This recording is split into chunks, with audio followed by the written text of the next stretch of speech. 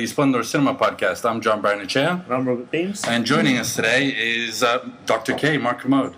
Thank you. I'm just making sure you're within. You've got a good beaming gallery voice. Shouting voice, yes. Thanks for coming. I just want to point out, you spent the last 2 weeks telling me correctly to say Kermode. And I just blew it, didn't I? Said it wrong. I know. Can I just say that I didn't even bother to correct, because I actually got to the point now that I'm beyond correction. I know. I did, and I spent like the whole week saying, I'm interviewing Mark Kermode, and emphasizing. Here's the thing. Yeah. Even when you said it just then, it's almost like you're having a convulsion.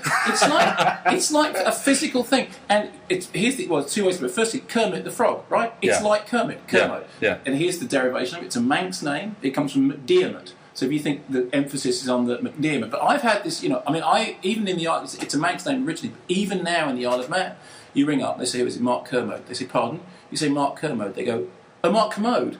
And I feel like, oh yeah, thanks for correcting me, because I've been saying it wrong my whole life. It's amazing, isn't it? I'm a guy who's called John Barnechea. So, Barnechea. Oh, okay, well done. You've just confirmed my theory. Thank you for that. Try in the Isle of Man, John. Yes. Yeah, exactly, yeah. Well, but beyond the names, let's talk film a little bit. Let's just talking about correct pronunciation of names, because believe me, it's what's it, Kirsten Dunst? Yeah, Kirsten. Kirsten, as Tom Wilkinson pointed out, We were put very firmly right on that. Because Scarlett Johansson, who is pronounced Scarlett Johansson because that's how she pronounced it. As opposed to Johansson. Yeah, although as my friend Nigel Floyd says, just because she can't pronounce her own name doesn't mean that nobody else is allowed to. But she is Scarlett Johansson, but Tom Wilkinson came on the show and he said, she is Kirsten. Kirsten. So, the next time you're hanging out with Kirsten, just remember to call her that. I will. So we've both read your book, and I think one of the things that I think comes to mind when we were talking about doing this podcast is that I compulsively listen to your podcast and almost always disagree with you, but I come back to it every time. It's a masochistic trend. Absolutely, there's a little bit of self-inflicted pain there, but I think many people feel, in a sense, a way of that when they agree with you, they agree with you passionately, and when they disagree with you, they just want to throw the radio out the window. I know that's how I feel. But that's fine. I mean, good. You see, I would compare that to I went to interview Lars von Trier, who I've never met before, but with whose films I've had a somewhat conflicted relationship. And I said to him at the beginning, look, some of your films I love, some of your films I hate. And he said, okay, well, which ones do you hate? And we were talking about the fact he got thrown out of Cannes recently. He got thrown out for saying something stupid about. Anyway, so I said, well, I got thrown out of Cannes for shouting at one of your films in very bad French. And he said, oh, which was it? I said, it was The Idiots. I really hated The Idiots. And he said, yes, but did you really hate it? And I said, yeah, I really hated it. He said, how much did you hate it? I said, I hated it enough that I couldn't not shout at it. He went, well, that's good. That's fine, as long as you really hated it. As far as he was concerned, that was fine. What he didn't want was somebody going, it's all right. Yeah, well, it's kind of like Spielberg shouting, "Yay! I did it!" when someone would fainted while watching Jaws. It's kind of like even if you send them to the hospital, you've done your job. Yeah. I mean, I'm not looking to hospitalise them because in the end, we depend on their patronage. Yeah, of course. But the thing is, everyone feels that the thing with movies is people are passionate about them. Yeah. People do. This is actually when I first began film reviewing.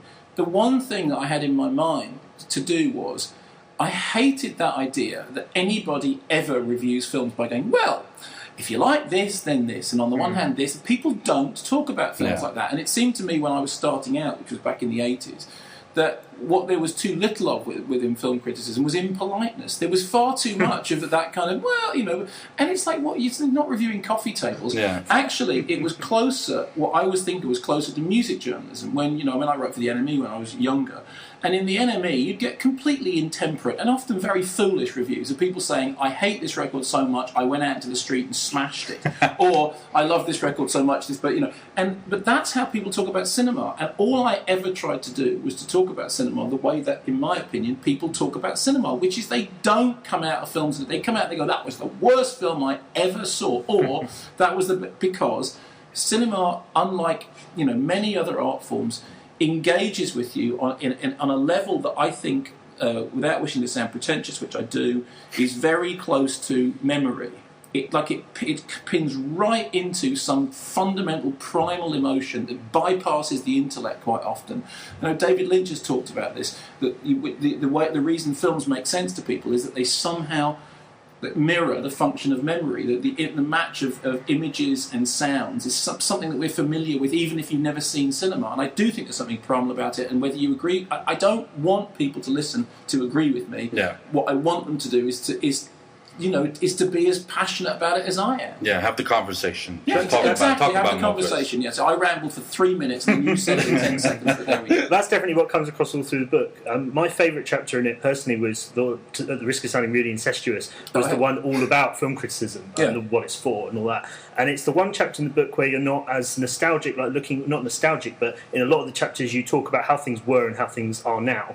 And I'm wondering, in those years you've been doing film criticism, what has changed within film criticism? Well, I mean, I am aware that I'm guilty of nostalgia, and I think it's perfectly. Although in my defence, I'd say I'm not. I don't. It's not that I think everything was great and things aren't now. I mean, I think the future is digital. I think there is I think Barry Norman used to say there are as many good films and bad films made year on year. It just depends on what you get to see.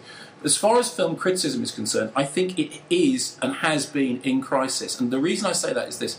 Not because of me, and I've been very lucky. I've had a lovely gig on Radio 5 with Simon Mayer, who is, and I'm not just contractually obliged to say this, best radio broadcaster in the country. You put a talking donkey in a studio with Simon, they all sound good. And in many ways, that's what they've done in my case. But there are film critics who I admire, Kim Newman, Nigel Floyd, Alan Jones, Anne Bilson, Trevor Johnson, people who write... on the Run Fat Boy Run poster. Yeah, exactly. Well, as you know from what I said about the question of whether or not that quote on the Run Fat Boy Run poster is from a critic or not is an interesting one. But those are the people that I consider to be film critics. And what happened, I think, over the past, I don't know how long it's been, is there came a sort of a popular trend. So we don't want film critics. We want the populist touch. We don't want people who actually know it. And in fact, I know film critics who are much better critics than me, who have found staying employed very hard, who found, certainly with the regional magazines closing down, so much stuff is syndicated nowadays. And it's often the case that people who are in publishing or broadcasting, whatever it is, don't necessarily want a film critic. What they want is, somebody who will just talk enthusiastically. Well, I'm sorry, I respect film criticism. I'm not saying this about me. What I'm saying is, if those people, if when you say to somebody, you name the best film critics in the country, and they don't start with names like Nigel Floyd, Kim Newman, Anne Bilson, people who live and breathe film, then I don't know what's happened to film criticism. When I first came down to London, I was very lucky. I was taken under the wing of Alan Jones, who wrote for Starburst magazine, of Nigel Floyd, who worked for Time Out, of Kim Newman, who worked for City Limits. My editor was Jeff Andrew, Brian Case, and then I was taken on by the Monthly Film Bulletin, then under Richard Coombs. These are people who, to me, are doing what film criticism is about, and they live and breathe film. And I was really aware that many of them have, we'd all sit around going, what happened to all the outlets for serious film? Actually, one of the biggest things was that regional magazines started being syndicated, because all of us came up through regional magazines, me through City Life, through What's On, and I think that's a difficult thing. Nowadays, I get these really enthusiastic young guys, young girls come up to me, I say young, anybody over 20 to 30 is young from where I'm standing, saying, I love film, I want to be a film critic, how do I do it? It's so much harder now. I don't know how you'd even start. Yeah, well, I'm currently trying to do that, and it's there we very go, tough now. So how are you finding it? Well, it's really what you're saying. A lot of people, even the newspapers, although I won't drop any names in, do want you to work for free most of the time. You have to do a lot of work for free before you can really get anywhere, which is what I'm finding. But one thing I was interested in, I know John's got some stuff he wants to talk about with digital distribution, sure. But one more thing about critics. You talk in the chapter about the way that critics can't sink a movie, which you make a lot of evidence for, and I think you're right. But one thing I wondered is, do you think critics can actually boost a movie's kind of takings? Because there are some maybe quite obscure or smaller movies where if it got a lot of positive press, that can be a positive. I think there is an argument for that. The reason I shied away from saying it in the book is that it's very self-congratulatory, saying we can't damage a film, but we can help make a film. Yeah, exactly. And I don't know that I've ever been beneficial to any film at all. But I would say that, for example, the fact that Pete Bradshaw in The Guardian so regularly leads with a foreign language title, or maybe a lower budget title, or a more adventurous title, whether he likes the film or not, the fact that he so often leads with it, so that I'm sure, does have some effect. And if I'm sure people who run cinemas, work in distribution, are aware of that. So yes, I think that's the case. It happens on a smaller level as well, because just seeing like the film of the month in Sight and Sound, quite often I'll go, well, that wasn't something that was on my radar, but it's film of the month in Sight and Sound, so I'll check it out. Sure. Well, I do think that within a certain area, because obviously, as you'll know, there are, with lower budget films, independent films, foreign language films, slightly more challenging, with films that are often referred to as art house, although I don't like that word because it makes them sound like something that, in some way. It is, I think, the case that certain forms of coverage can boost their audience's awareness of them, because that's the difficult thing. The big thing now is awareness, and what I've always said is this idea that critics somehow sink movies. It's not true. I am sure, and I'm not proud of this, I am sure that I contributed to people going to see Sex and the City too, because I went off on one about it, and people have come up to me and said, I heard after I heard how much you hated it, I had to go and see it. The way to have destroyed that film would have been to never mention it. Well, I was really heartened by your analysis of it in the book, because point for point, it was what I came out and said afterwards with all the political stuff and everything. But I was wondering, it's all so exact. If you wanted to make a satire of American popular culture, well, just capitalism and all that kind of thing, you'd come up with Sex and the City too. So I was wondering, I left it really confused, and I'm still slightly confused about it. Is it a satire? No, I can't answer that question. Well, look, here's the simple answer to that, right? No, it isn't. But I understand why you say that, and here's the other perfect example: Paul Verhoeven's Showgirls. Now, Verhoeven will argue very, very coherently that Showgirls actually is a satire of all the things for which it was despised, that it's about misogyny, that it's about the commodification of sex, that it's about capitalism, that it's about all those things.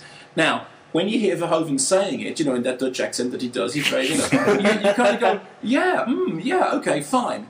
I have never heard any of the makers of Sex and the City 2 even take a flying jump at that. And no, they don't think it's a satire. No. And incidentally, whatever Paul Verhoeven says about Showgirls, bless him, it's a piece of crap, Yeah,